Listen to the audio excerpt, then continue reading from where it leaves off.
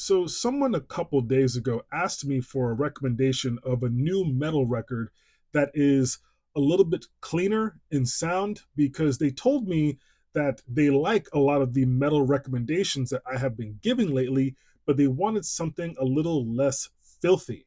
That's the word that they used, filthy, which I found interesting and I guess is fair in a lot of ways. But right here, I got something. This is epic. It's awesome. It rocks super hard. This is the brand new record from Psychonaut-World Maker. So, this right here is the third album from rock band Psychonaut, a band that I feel like should be a little bit bigger than they are because I feel like, as far as progressive metal is concerned, they are putting out some really great stuff.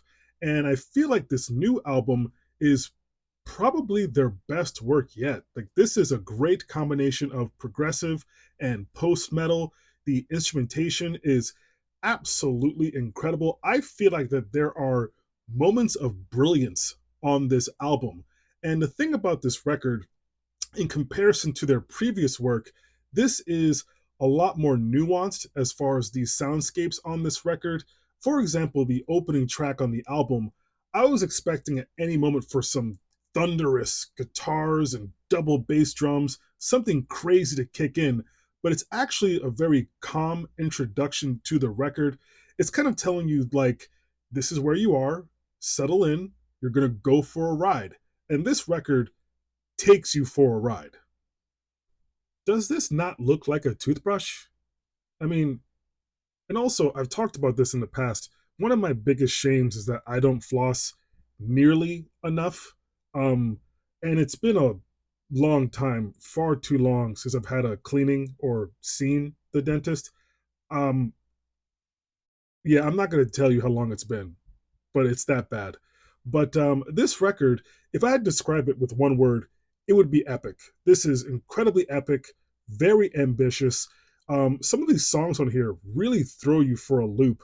One of my personal favorite tracks on the album, And You Came with Searing Light, the chugging percussion, the whirling guitars, the flailing vocals, it's really something to behold. And there are many moments on this album that just kind of get you lost in the sauce, if you will, in the metal, the progressive metal sauce. It's almost like you are going further and further into this metal wasteland, and you don't mind. You don't mind kind of going deeper into this rabbit hole.